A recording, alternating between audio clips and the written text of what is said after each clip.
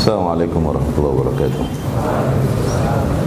Innal hamdalillah nahmaduhu wa nasta'inu bihi wa nastaghfiruh wa na'udzu billahi ta'ala min shururi anfusina wa min sayyiati a'malina. Man yahdihillahu fala mudilla lahu wa man yudlil fala hadiya lahu. Asyhadu an la ilaha illallah wa asyhadu anna Muhammadan abduhu wa rasuluh. Amma ba'd. فإن أصدق الكلام كتاب الله وخير الهدي هدي محمد صلى الله عليه وسلم وشر الأمور محدثاتها وكل محدثة بدعة وكل بدعة ضلالة وكل ضلالة في النار. أما بعد. قوله رحمه الله, perkataan al-imam rahimahumullah, walaysa fis sunnati qiyas, tidak ada kias di dalam sunnah. Wala tudrab lahal amthal, dan tidak juga boleh dibenturkan dengan analogi-analogi akal.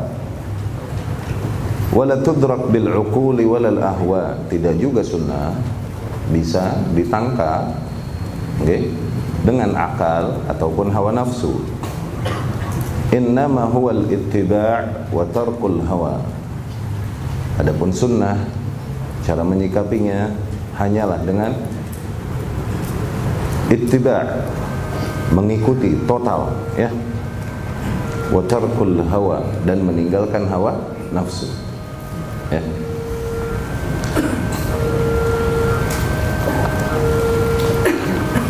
Sampai situ perkataan al-imam rahimahullah yang sedang kita bahas. Tidak ada sunnah di dalam kias. Kita lihat sedikit syarah yang datang dari Syekh Rabi' hafizahullah. Ya'ni laisa fi dinillahi qiyasun, tidak ada qiyas di dalam agama Allah, ya. Idza ja'a nahrullah batal nahru ma'qil. Idza ja'a an-nassu fala qiyas. Apabila datang qiyas, apabila datang nas, keterangan dari Allah, dari Rasulnya sallallahu alaihi wasallam, ya, maka batallah semua bentuk kias. La yu'arab bi'aql wala biqiyas, tidak boleh Alkitab ataupun as-sunnah dibantah atau dibenturkan dengan akal ataupun dengan kias. Wala bira'i, tidak juga dengan pendapat-pendapat, ya, yang berangkat dari rasio manusia. Wala bi syai'in ma yasa'una illa at-taslim, tidak boleh dibenturkan dengan apapun. Kita nggak punya pilihan lain kecuali harus menerima apapun yang datang dari Allah dan Rasulnya. Allah berfirman, fala wa rabbika la yu'minuna hatta yuhakkimuk fima syajara bainahum, ya, sungguh demi Tuhanmu, yakni demi Allah subhanahu wa ta'ala, bersumpah atas nama dirinya sendiri, demi Tuhanmu ya Muhammad, yakni demi zatku, la yu'minun, sesungguhnya mereka belum beriman sehingga mereka menjadikanmu penentu perkara pada hal-hal yang mereka berbeda pendapat padanya. Thumma la yajidu fi anfusihim harajan mimma qadait, kemudian setelah itu mereka tak menemukan ganjalan sedikit pun di dalam diri mereka dari apapun yang kau putuskan, mereka ridha menerimanya. Wa yusallimu taslima, mereka terima seterima-terimanya. Kalau belum sampai titik itu menerima hukum Rasul, maka mereka belum sampai titik kesempurnaan iman. Seorang yang beriman namun tidak sedemikian rupa dia menerima keputusan yang datang dari Rasul sallallahu alaihi wasallam, hukum, perkara, undang-undang yang datang dari Rasul sallallahu alaihi wasallam, maka belum dia dihukumi bahwa dia beriman dengan baik, ya. Fa ba'dun nas yaghlu fil qiyas ila darajah an yarudda biha an-nusus. Sebagian orang berlebihan di dalam menerapkan kias ini sehingga sampai titik, ya, membantah akal, membantah nas, yakni dengan kaidah-kaidah kias demikian justru malah nas yang datang dari Allah dan Rasulnya malah dibantah. Ini berlebihan di dalam penerapan kias.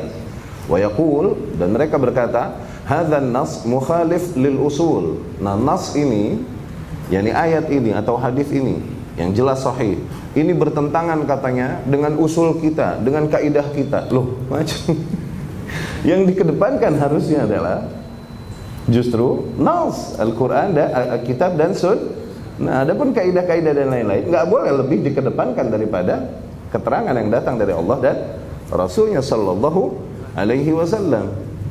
Hadzal nas mukhalifun lil qiyas.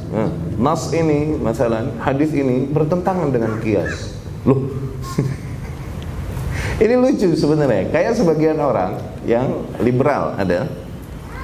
Mereka bikin di Arab, ini liberal Arab nih, parah liberal Arab. Oke, liberal Arab. Mereka bikin buku tulisan judulnya apa? Akhta nahwiyah fil Quran. Kesalahan-kesalahan gramatikal Arab di dalam Al-Quran. Lucu gak? Kesalahan grammar di dalam Al-Quran. Hukum nahwu, hukum grammar diambilnya dari mana? Dari Quran. Kok bisa hukumnya pakai nyalahin Al-Quran?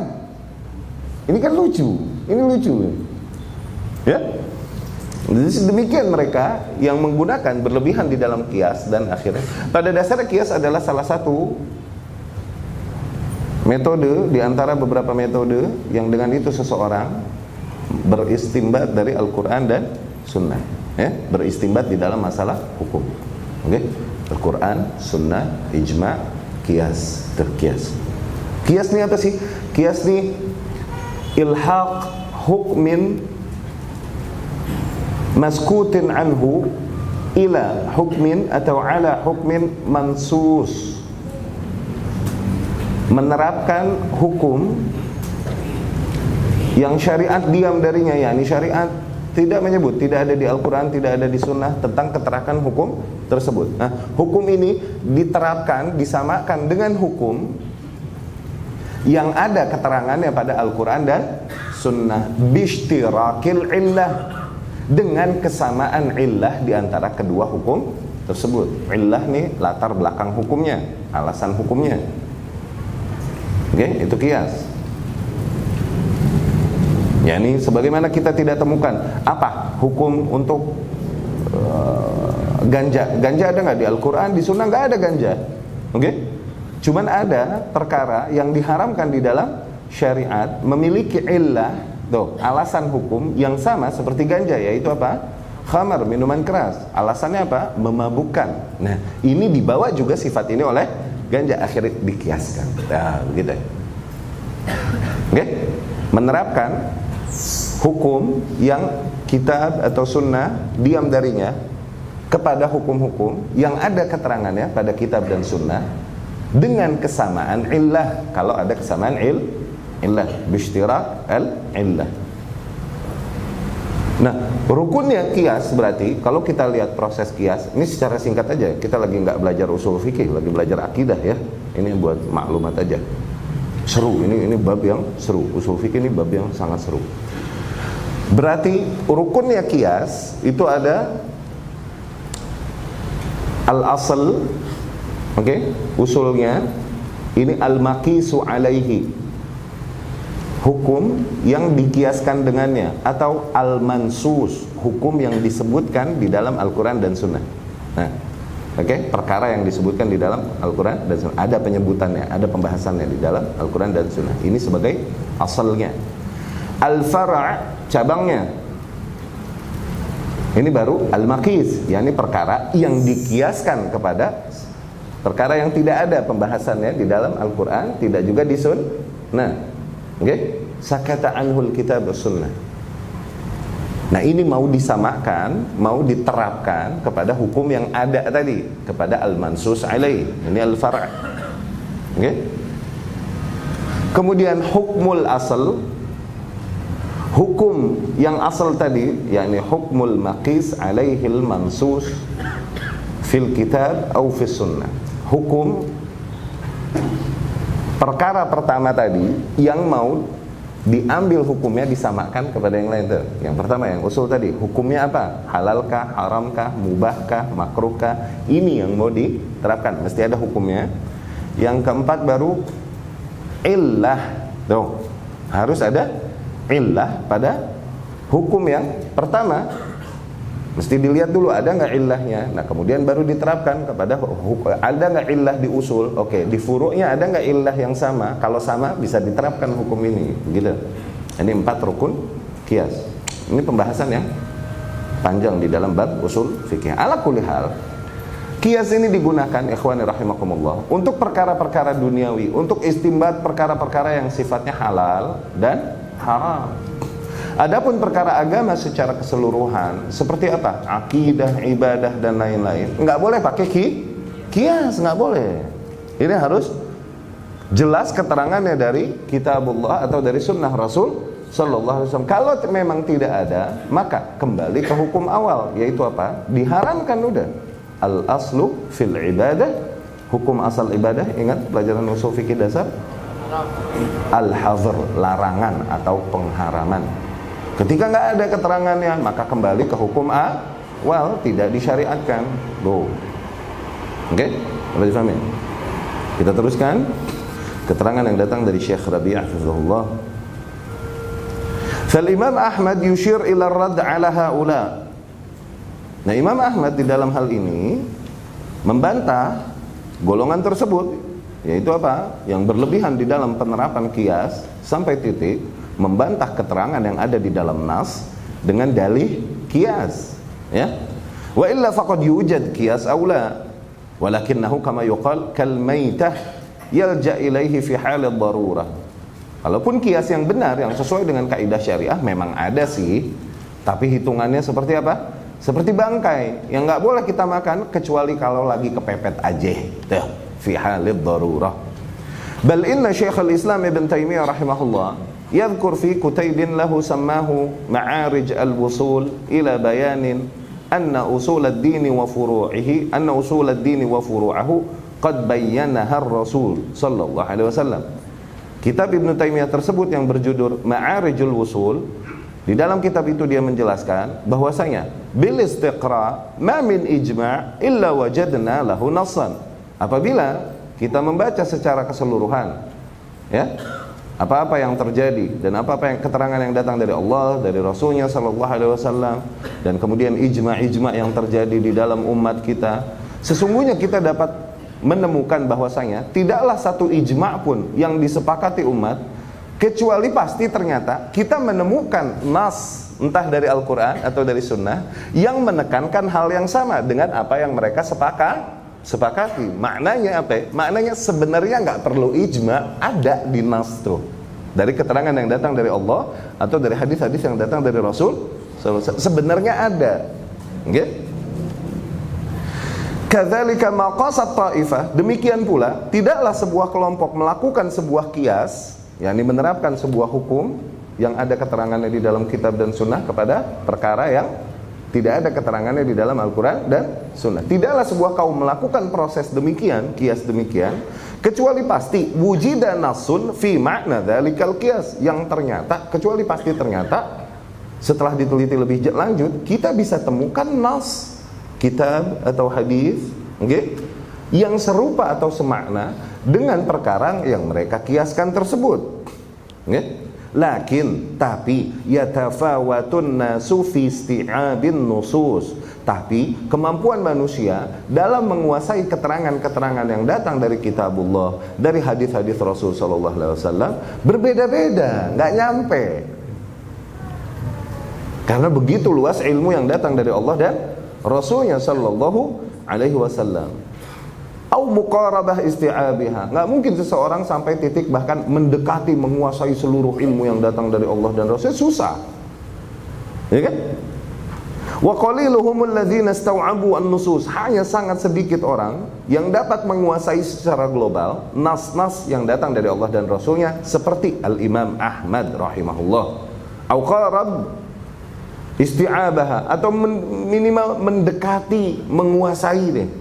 Hanya sedikit, sangat sedikit manusia yang demikian. Falihadza tajid 'inda katsirin minal ulama qiyasat sahihah. Maka dari situ kau akan dapat menemukan, ya, banyaknya kasus qiyas yang dilakukan oleh para ulama ternyata sahih, benar. Hadahumullahu ilal qiyas as-sahih. Demikian Allah berikan mereka hidayah kepada qiyas yang benar.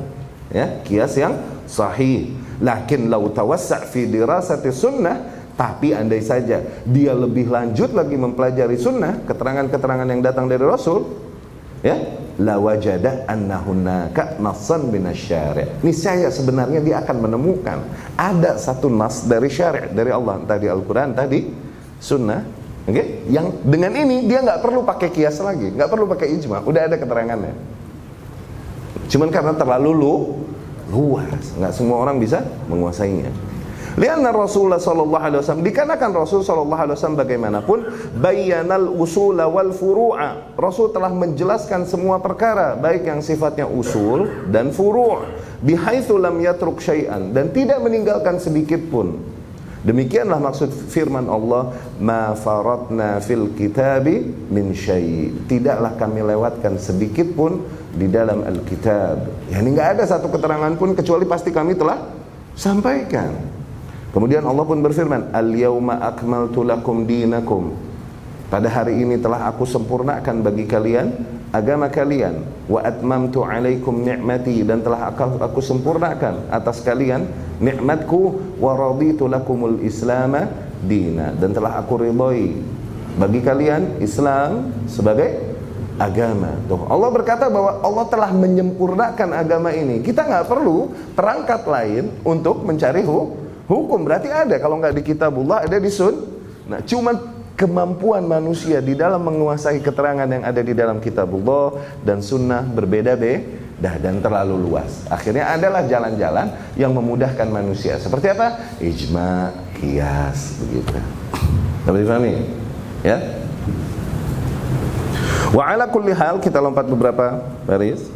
Dan bagaimanapun Imam Ahmad di dalam hal ini memang syadidan firrad alal qiyas. Imam Ahmad seringkali memang berkeras di dalam menentang qiyas. Dalam artian bukan berarti dia mengingkari qiyas sebagai salah satu metode yang dengannya seseorang bisa beristinbat hukum, bukan.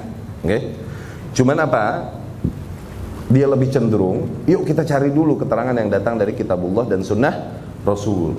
Jangan dulu pakai qiyas, kata Imam Ahmad. Wa kana yunkir katsiran minal umur allati yudda'a fiha al-ijma'. Bahkan seringkali dia mengingkari perkara-perkara yang orang pada bilang ini kan udah ijma', ini kan udah ijma'. Seringkali Imam Ahmad mengingkari hal demikian. Jangan ngomong begitu, mengingkarinya itu begitu. Kenapa? Yungkir ala man yaqul al-mas'alatu ajma' 'alaiha al-qaum. Permasalahan ini telah ijma', umat ini telah bersepakat. Imam Ahmad seringkali membantah mereka dan berkata, wa ma yudrik anna hunaka ikhtilafan. Apa yang membuatmu yakin bahwasanya enggak ada perbedaan pendapat dalam hal ini? Oke? Falyaqul la a'lamu khilafan fil qadhiyatil fulaniyah. Yang tepat agar dia berkata, aku tidak tahu adanya perbedaan pendapat di dalam perkara ini. Tuh, jangan ngomong ijma, siapa yang tahu? Ada beda pendapat, cuman ente yang nggak tahu, begitu. Kata Imam Ahmad rahimahullah. Wala yaqul, maka jangan dia berkata ajma'atil ummah ala hadhil qadhiyah, bahwasanya umat Islam telah bersepakat atas perkara ini. Gitu. Nggak boleh. Al-ahwat, yang lebih hati-hati, ayyaqul, agar dia berkata la a'lamu khilafan, aku tidak mengetahui adanya perbedaan pendapat di dalam hal ini. Ya. Li'annahu qad yakun hunak khilafan lam yablughu wa lam yattali' alaihi. Kenapa? Bisa jadi ada perbedaan pendapat sebenarnya, cuman dia belum tahu, belum pernah dapat keterangan tentang adanya perbedaan tentang perkara tersebut.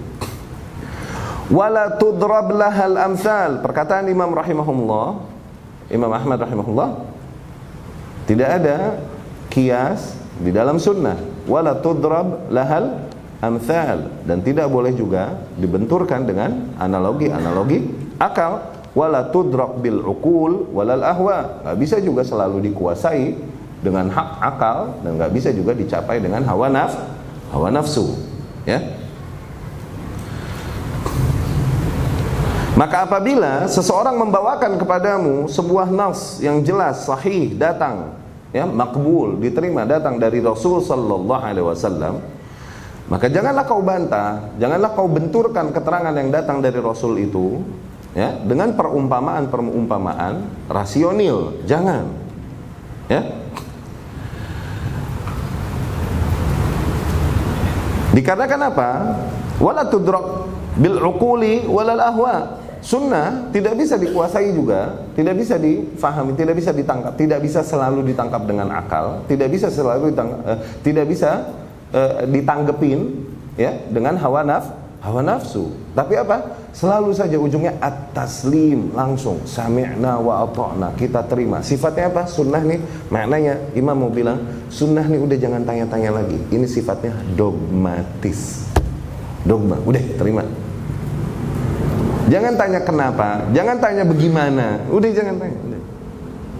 Ya, terima, at-taslim, totally menerima total.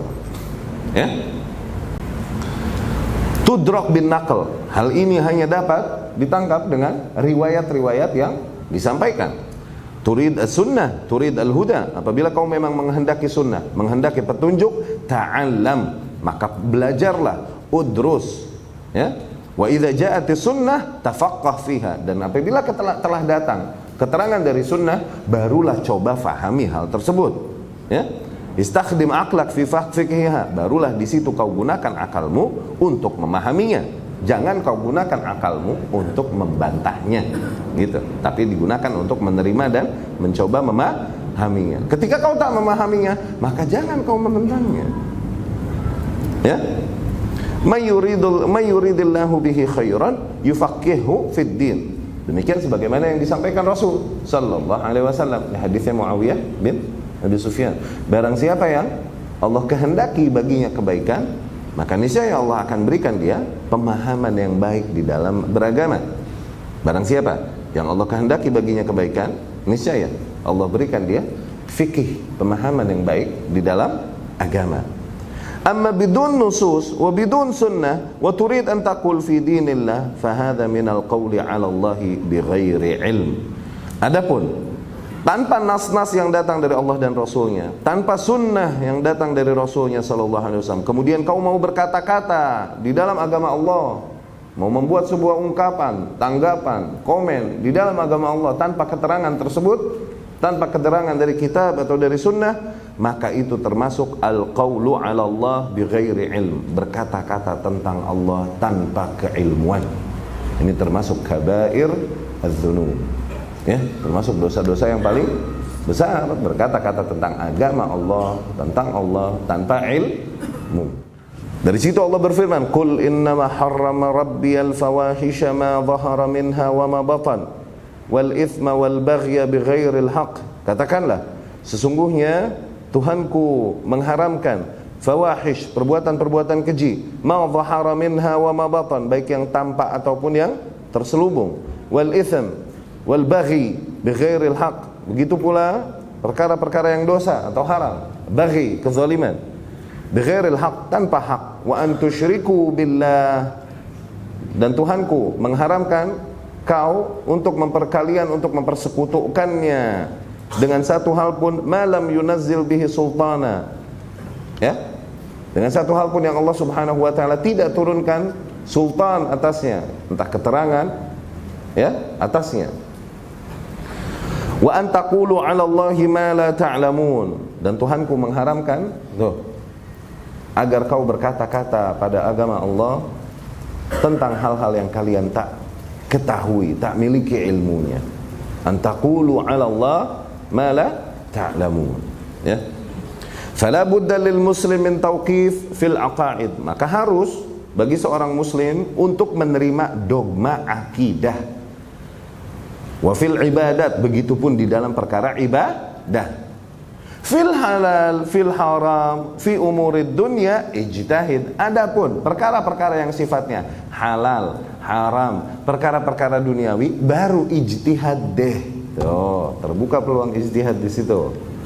Oke? Adapun perkara-perkara yang sifatnya akidah, ibadah yang sifatnya ritual, nggak boleh. Di situ nggak terbuka pintu ijtihad, nggak boleh.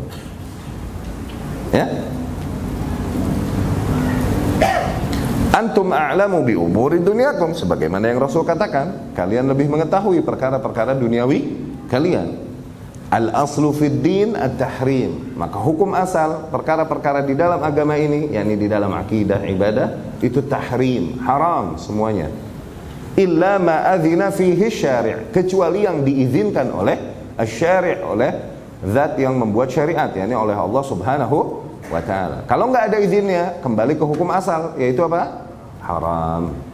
Fa idza dakhalta bi'aqlik fi dinillah ittaba'ta hawak. Maka apabila kau mulai masuk ke dalam agama Allah dengan akalmu, niscaya kau akan mengikuti hawa nafsumu. Wa qulta 'ala Allah bighairi ilm, kau akan berkata-kata atas Allah tanpa keilmuan. Wa hadza min akbaridz dzunub, dan ini termasuk dosa-dosa yang paling besar. Ya.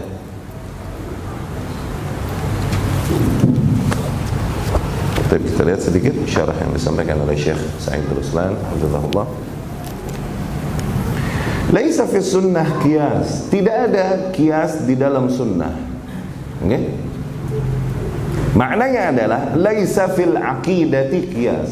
Perkara-perkara akidah enggak boleh diterapkan qiyas. Nah, sunnah di sini kata Syekh hafizahullah, yang dimaksud oleh imam di dalam sunnah di sini adalah perkara akidah. Sebagaimana salah satu makna sunnah apa?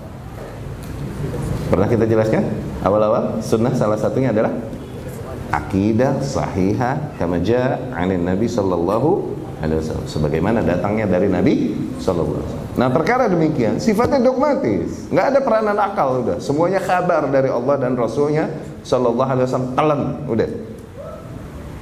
Ya?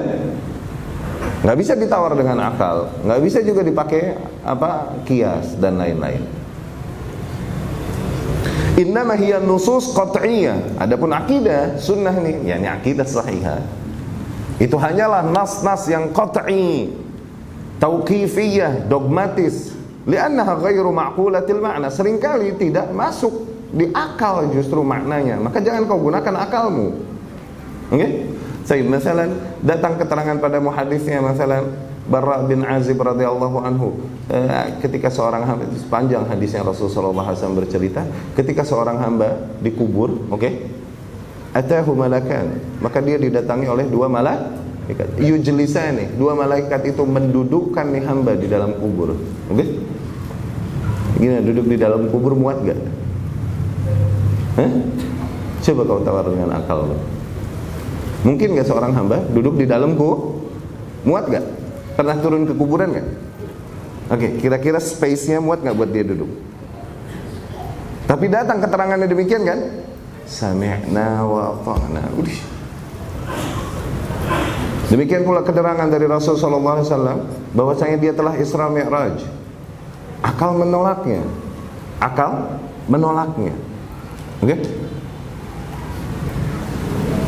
Kenapa? Nggak mungkin Masjidil Haram ke Masjidil Aqsa, kemudian ke langit 1, 2, 3, 4, 5, 6, 7, nembus ke Sidratul Muntaha, terus balik lagi antara Musa dengan Allah, bolak-balik. Balik lagi ke Masjidil Haram. Semua ini satu malam. Akal mana bisa menerimanya? Kalau kita hidup di zaman Rasul, kita orang yang rasional, apa yang terjadi? Akhirnya kita kafir dari Rasul. Soalnya keluar lagi dari Islam, kagak jadi begitu Ma'azallah. Demikian kaum yang mengedepankan akal daripada dogma-dogma yang datang dari Allah dan Rasulnya SAW, cilaka akhirnya. Celaka akhirnya. Maka perkara-perkara sunnah di dalam hal ini, kata Syekh Ruslan, akidah sahihah hanyalah nas-nas yang qat'i, nas-nas yang sifatnya qat'i, tauqifi, dogmatis. Udah, jangan ditawar. Karena seringkali tidak masuk akal maknanya. Fala tudrak bil aql al mahad, enggak bisa dicerna langsung dengan akal saja. Falaisa fil aqidati qiyas, maka sungguh tidak ada qiyas di dalam akidah. Innal mal aqidah, adapun akidah hanyalah mutalaqqah minal wahyil ma'sum, hanyalah harus diterima langsung dari wahyu yang maksum, baik dari kitabullah atau dari sunnah Rasul sallallahu alaihi wasallam. Wal qiyasul manhiyu anhu huwal musadim lin nas. Nah, qiyas yang terlarang, yakni qiyas pada dasarnya adalah perkara yang disepakati oleh umat, bisa digunakan, untuk beristinbat di dalam perkara hukum. Nah, qiyas yang enggak boleh, qiyas yang salah adalah al qiyas ma'an nas. Dibilang ini qiyas ma'an nas. Ini ngapain dia pakai hukum kias, sementara ada nas keterangan dari Allah dari Rasulnya, udah jelas. Ngapain pakai kias? Nah, kias yang demikian batil. Kalau udah ada keterangan dari Allah, dari Rasulnya yang bertentangan dengan kesimpulan kias tadi. Ini kias al-manhi anhu, kias yang terlarang, gitu. Ya. Au huwal qiyasu fil aqaid, seperti kias dalam perkara-perkara akidah, khasah fi babil asma wa sifat, khususnya di dalam bab asma dan sifat. Nggak boleh Allah dikiaskan dengan sifat-sifat manusia. Oke? Nggak boleh juga Allah Subhanahu wa taala ditawar zatnya dengan analogi-analogi akal manusia. Masa Allah Subhanahu wa taala punya tangan? Tangan kan sifat makhluk, nggak mungkin. Allah ni laisa kamitslihi syai'un. Jadi dikata Allah punya tangan tuh apa dong? Tuh, akhirnya sampai kita kepada kesimpulan akidah yang berbeda dengan dogma yang datang dari Rasul dan dari para salafus saleh. Kenapa? Nggak mau menerima dogma nas dan mengedepankan analogi-analogi akal. Ya? Wa ammal qiyas alladhi istawfa syurutahu, adapun kias yang memang memenuhi syarat-syarat kias, fala ba'sa bihi ma'al hajah ilaihi, maka enggak apa-apa kalau memang diperlukan, kalau memang diterapkan pada tempatnya untuk membahas tentang hukum halal, haram, perkara duniawi, itu enggak apa-apa. Jangan untuk perkara yang sifatnya akidiyah, akidah atau ubudiyah, ritual, akhirnya ngaco. Seseorang sampai kepada disyariatkan umroh badal. Habis umroh nih, terus Ustaz, aneh mau umrohin lagi nih, mau umrohin orang tua aneh, belum umroh. Nggak ada dalilnya umroh badal. Coba bilang haji aja ada badal. Tuh, jadi kiasin. Haji badal ada keterangannya dari Rasul Sallallahu Alaihi Wasallam. Ada sahabat yang bertanya, Rasulullah, ayahku telah wafat atau ibuku sakit yang nggak bisa membuat yang la yurja bur'uh, yang tidak diharapkan kesembuhannya. Nah, maksud bukan tidak diharapkan, bukan ngarep. Bukan tidak diharapkan, ya ini sakit yang kira-kira membuat dia tidak lagi kita terlalu berharap dia akan kembali sembuh, dan dia belum haji. Bolehkah aku hajiin dia? Nah, tuh ini ada keterangannya untuk haji. Rasul bilang hujji anha. Hajiin, enggak apa-apa. Tapi umroh badal ada enggak? Sahabat nanya sama Rasul, ya Rasul, aneh mau badalin umrah. Ada gak? Sama seperti perkara-perkara yang untuk orang yang telah meninggal. Sedekah jariyah ada dalilnya. Sedekah jariyah. Kemudian silaturahmi ada dalilnya. Emang pahalanya mengalir untuk yang meninggal. Tapi nggak boleh dengan dalil-dalil yang untuk kasus itu kemudian kita menggunakannya, menerapkannya kepada segala bentuk ibadah. Boleh untuk yang udah meninggal. Akhirnya sebagian orang bilang bahwasanya menyembelih buat orang yang udah meninggal boleh, katanya. Dalilnya apa? Sebagaimana sedekah untuk orang yang meninggal. Lah, kalau iya boleh, sahabat duluan melakukan. Ada nggak cerita Abdullah Ibnu Umar Ibnu Khattab nyembelih buat ayahnya Umar Ibnu Khattab almarhum? Ada nggak? Kalau iya ada duluan sahabat. Contoh lau kana khairan nasabaquna ilaihi. Itu lihat, konsep kita udah sangat jelas, udah sangat sistematis, terang, nggak ada syubhatnya. Ya, untuk perkara-perkara akidah, dogma, untuk perkara-perkara ibadah nggak boleh diterapkan ya. Untuk perkara yang halal dan haram, halal haram dengan memenuhi syarat-syarat kias tentunya. Orang yang melakukannya juga memenuhi syarat-syarat orang yang berkias. Maka ketika memang dibutuhkan kias. Apabila kita lihat manusia secara keseluruhan, di dalam menyikapi kias, manusia ini tarafan wa wasat. Ada dua golongan, dua kutub, dan satu di tengah. Seperti biasa ya. Selalu ahlu sunnah yang di mana? Yang di tengah. Sebagian kaum kias nolak mentah-mentah, zahiran wa batinan. Nggak ada kias pokoknya, batil, udah menolak mentah-mentah. Ini golongan zahiriyah. Mereka menolak kias sama sekali, totally. Sebagian kaum, satu hulu, yang satu jafa. Mereka berlebihan. Mereka bilang malah Kias ada, bahkan berlebihan di dalam penerapan kias. Dengan analogi-analogi kias, mereka membantah keterangan yang jelas-jelas datang dari kitabullah dan sunnah Rasul sallallahu alaihi wasallam. Ini bablas, kebangetan. Kenapa? Main di usul apa? Demikian perkara orang-orang yang akhir main-main di fikih, main-main di usul, main-main di maqasid syariah, tapi tidak didasari akidah yang kuat, akidah yang bagus, seringkali sampai kepada berani berijtihad di dalam perkara-perkara yang sifatnya dogmatis, akidah, manhaj tuh.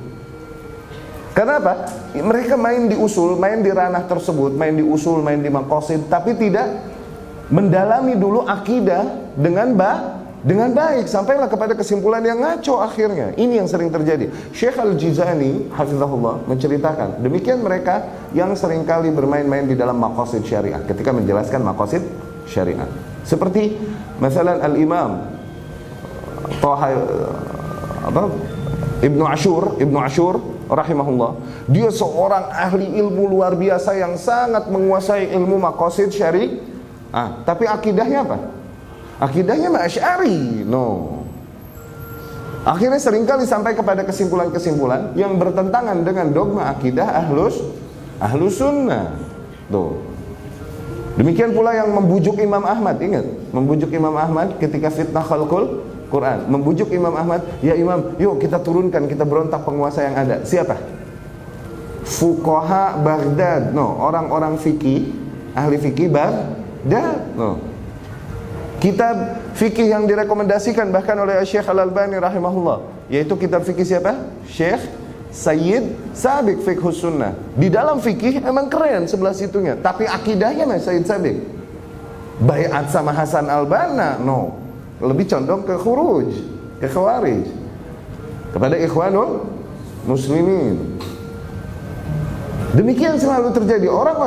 Orang-orang doktor fikih, doktor fikih deh itu sebutnya.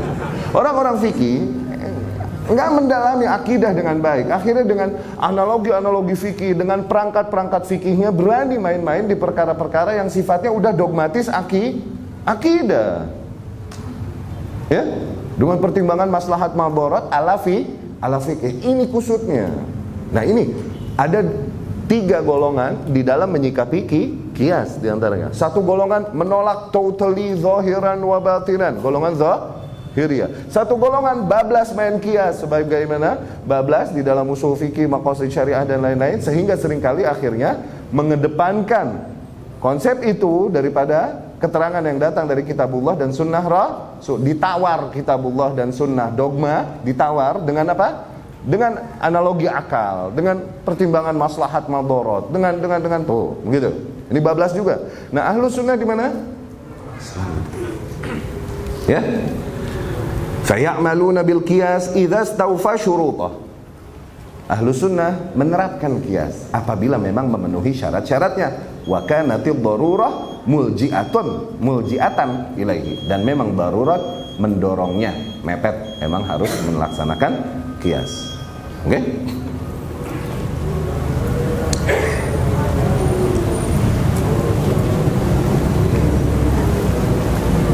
Dan permisalan-permisalan wala tudrab lahal amsal, dan tidak boleh sunnah dibenturkan dengan permisalan-permisalan akli, permisalan-permisalan akli, ya, ditawar.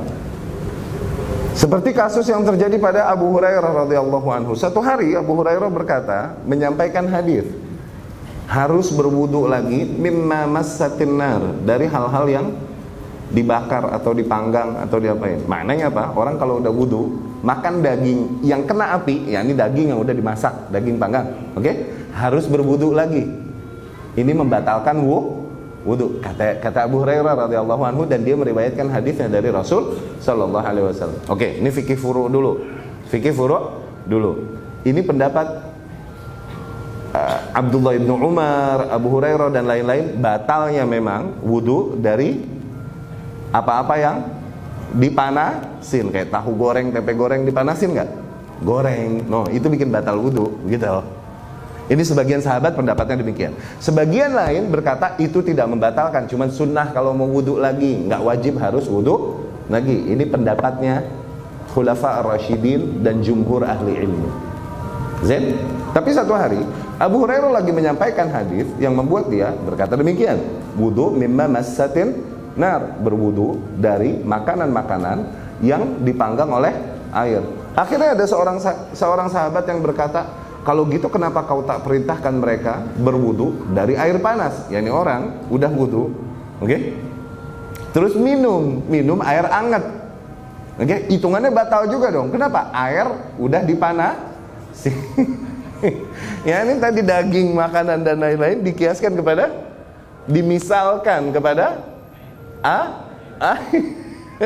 akhirnya Abu Hurairah pun radhiyallahu anhu berkata kepadanya, oke?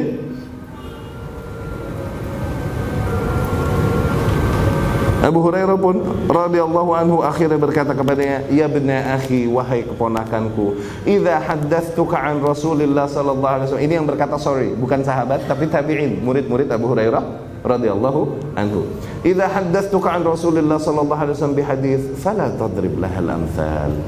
Apabila aku sampaikan kepadamu hadis datang dari Rasul sallallahu alaihi wasallam, maka jangan kau benturkan dengan akalmu, jangan kau berikan permisalan akal. Wa hadza isnaduhu hasan, ini sanadnya hasan, ya. Demikian juga banyak contoh kasus dari para salaf radhiyallahu anhum, ya, tentang wajibnya menerima keterangan yang datang dari Allah dan Rasulnya sallallahu alaihi wasallam, dan tidak boleh membenturkannya dengan analogi akal. Termasuk kaidah, sedikit lagi, sorry. Kaidah kuliah, yang dibilang kaidah nih sifatnya adalah hukmun kulliyun, hukum yang sifatnya global. Itu kan kaidah. Awas, kaidah tidak bisa selalu diterapkan pada setiap hukum. Kalau emang sebuah hukum udah datang keterangan khusus dari nas, maka jangan pakai kaidah, tapi pakai yang nas. Anda kasih contoh, misal kalau sunnah sama wajib benturan, yang didahulukan mana? Wajib dong, otomatis. Itu kaidah kan? Oke.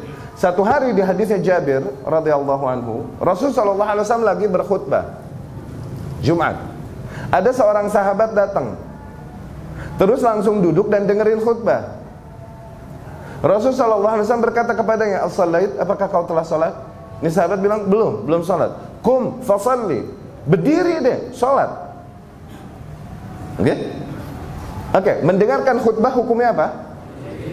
Salat tahiyatul masjid hukumnya apa? Kok didahulukan yang sunnah daripada yang wajib? Paham enggak? Oke? Nanti bengong ngerti apa bengong bahlul nih? Kok Rasul mendahulukan dan memerintahkan dia untuk memenuhi yang padahal mendengar khutbah adalah Kalau udah datang keterangan, oke, kaidah itu berlaku, tapi di dalam kasus ini yang dipakai ini. Kenapa? Ada keterangan spesifik dari Rasulullah SAW. Nah, jadi yang dibilang kaidah, hukum secara keseluruhan, bukan berarti tidak ada pengecualian. Awas. La tusammal qa'idatu qa'idatan illa walaha istithna. Tidaklah kaidah dibilang kaidah kecuali pasti punya pengecualian. Aku qouli hadza wa astaghfirullah li wa lakum.